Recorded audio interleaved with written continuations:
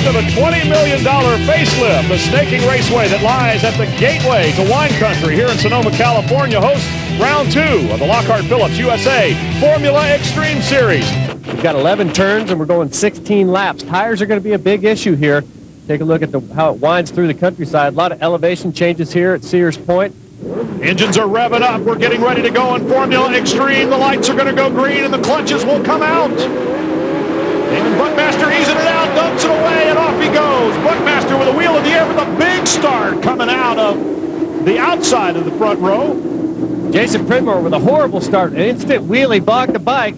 It's going to be Zemke leading over Buckmaster. And one of the Valvoline Emco Suzuki riders, I believe Tom Kipp there on the number 10 in third place. We're here with Katja Penston, right, Katja? Now, you qualified for this race, but you didn't start. What happened? Yeah, unfortunately I had a crash yesterday in the qualifying in my last lap, and the bike is damaged too bad, and they couldn't fix it for today, and so I only started in the Supersport race. Will you be back for another race? For sure. All right, well, thank you very much. Brian? All right, Katja Penskin, who scored points at 250 GP racing in Europe. She rides a big bike, one of these Formula Xtreme, we call it here in the United States, in the European Superstock Series. And we were very much looking forward to Katja's appearance in the race here today. She did finish 38th in the Super Sport competition, learning a new track and a handful of new bikes. Guys are running in the 1:37 lap time, Brian, and that's a very, very comfortable pace right now. And Marty Kragle's catching the backside of Tom Kipp. There'll be a challenge for third position.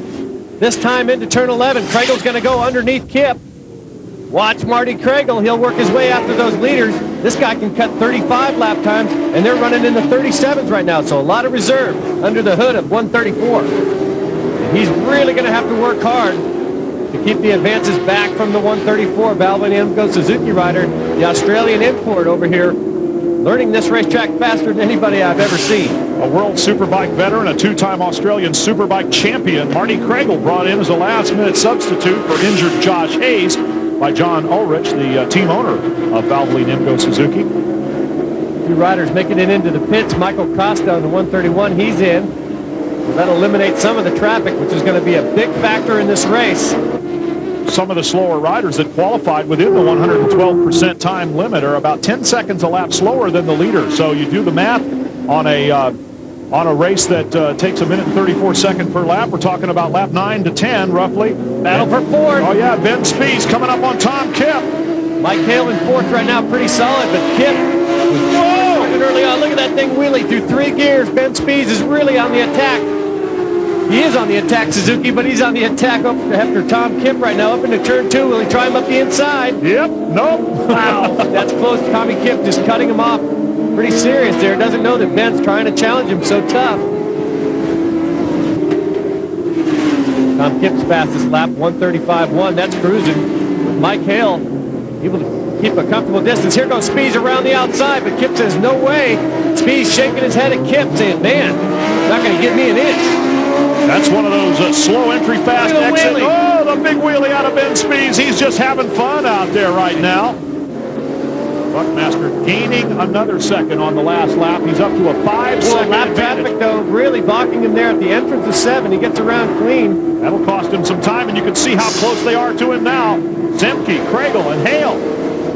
They quit racing among themselves and tried to chase down the leader.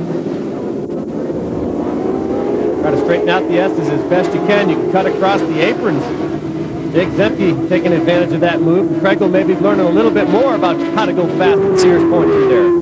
Welcome back to Sears Point Raceway. Damon Buckmaster running into some problems with lap traffic as he works his way around the track. Wow! Nearly a stoplight for him. He almost had to stop behind those 2 lap riders, but he had a big enough cushion to play it safe.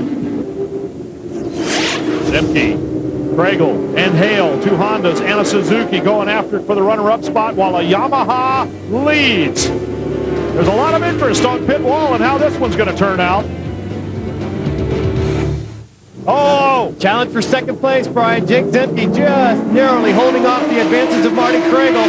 They nearly made contact in turn 11. Mike Hale's back there in the catbird seat saying, man, are these guys going to leave me any opportunity? Mike Hale's got to move. Kragle's going up on, Hale got it. He's made contact with him. They drive him all the way off the racetrack. Oh, they're both going to run wide, but Hale runs wider, and Kragle holds the spot. One of them racing deals, as Richard Petty would say. Here's a look at the points after 2 rounds. Damon Buckmaster, of course, a perfect 2 for 2. He's got a pretty commanding lead here. The rest, well, they've got their work cut out for them, and more than 25, 30 points means they've really got their work cut out for them.